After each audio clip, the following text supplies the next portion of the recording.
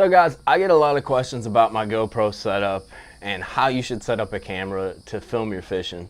So I thought it'd be a kind of a cool idea, because this is the process how I pick things up and how I learn, to just create kind of a series of episodes that highlights from the basics, kind of moving through some of the more complex stuff, even to some of the shooting concepts and things along those lines, basically building up to a higher skill level of how to use the GoPros, how to shoot some video of fishing out on the water, how to do some editing, what you need to do it, and just kind of cover at least what my experience has been and some of the things that I've learned about how to do this and how to do it in a way that comes across pretty cool, I think.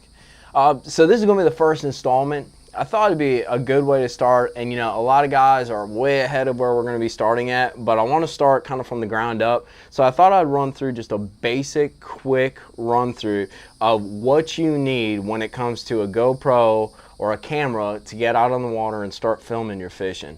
So what I'm going to go through is a camera type, what you need with that camera, and then a basic mount setup just to get you started if all you're looking for is the bare bones to get out there and get rolling. So let's get started, and like I said, this is just the beginning to a bunch of episodes that are going to highlight from a very basic skill level to a more defined or a more higher technical skill level, how to use the GoPros, how to shoot some videos out on the water, and just how to enjoy fishing in kind of a different new school way. So let's get started. First of all, let's talk cameras. You know, if you're looking just to shoot some video out on the water, the camera I would highly recommend is this guy right here. This is a GoPro Hero Plus Silver. This is kind of the mid-range GoPro.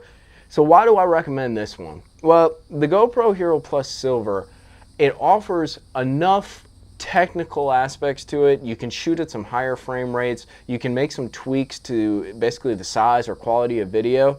But at the same time, it's basic enough where pretty much most contemporary computers can handle the footage you're going to pull off of here.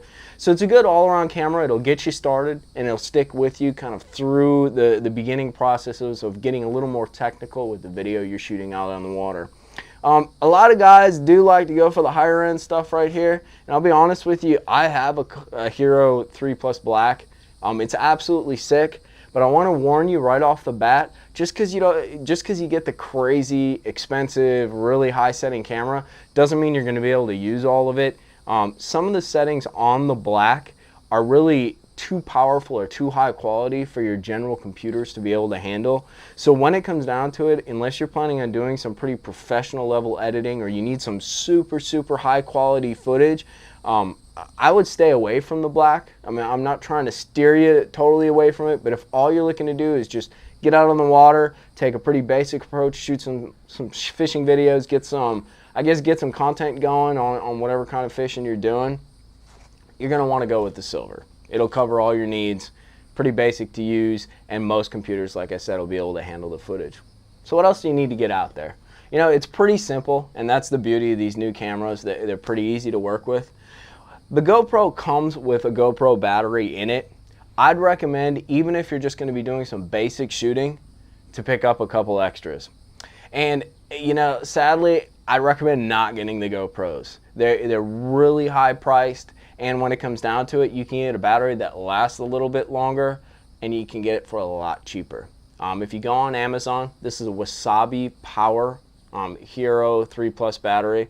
They make generic batteries. Comes in a 2-pack with a charger, and the new ones actually have a high-speed charger option on it. They're pretty sick. I've had zero problems with them, and you can get a set for like 30 bucks. So you can get a couple extra batteries. I'd recommend doing it right off the bat, or you run into problems where you just caught a 7-pounder and your camera was dead for the past 3 minutes. It's a terrible feeling to have. So definitely grab a couple extra batteries. This is a Wasabi Power. It's a generic GoPro battery. I wouldn't get the regular GoPros. The other thing you're going to need is an SDHC card or a mini SanDisk card. What this is this is where your data or your video information is stored. This one's in a little converter right now, but it's pretty tiny to see. You can see it. All the new GoPros take the micro card. I would recommend getting a 64 gig card right away. A lot of guys will say get a 32 or get a little smaller. Tell you what, if you get that 64 gig card with the Silver, you're never going to have to take it out of the camera or switch cards or buy extra cards. It'll shoot for about 8.5, say 6 to 8.5 hours, depending what settings you're on. And it's really going to cover you. So if you're going to shoot for a couple hours, great. You know, what if you forget to erase the camera and you get back out there and you can't erase stuff? It gives you a little bit of cushion. You're going to pay a little more at the start, but it's well worth it.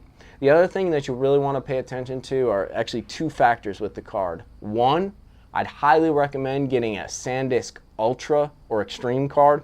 The difference between that type of card and your standard SDHC or micro SanDisk card, basically the Ultra and the Extreme are wave-proof, temperature-proof, water-resistant. They really take a beating, and I've never had any corruption issues with footage. So it's really, in the environment we're in out on the water, things tend to get beat up, and so you might as well plan ahead, because like I said, the last thing, and after you kind of get into it, the worst feeling to have is you think you got the camera running, you think you captured this awesome footage, and you get back to the house and there's an issue because you were stupid with equipment or something along those lines. So just kind of try to keep your things tight, because as we know, I mean, if you're ever in a boat or if you're even just fishing, things go wrong. And no matter how well you plan, things go wrong. So trying to stay one step ahead of that curve is something that you're always striving to do. So definitely go with an Ultra and Extreme SanDisk card. And the other thing that you want to pay attention to, and most of the Extremes and the Ultras already are, but you're going to want a Class 10 card. All Class 10 means is basically these cards have a transfer rate to which data can transfer from the camera to them. What's really important is that since you're shooting HD video, there's a lot of information flowing through that camera and onto the card. The Class 10 is a card that's geared towards a high speed or a high rate of transfer of data. Because what will happen is if you chintz out on the card a little bit and go for a lower class, you'll actually have frames that are dropped, and it'll almost seem kind of like a stop animation where you get like kind of pauses in the video, or you'll get just a lower quality video in the end.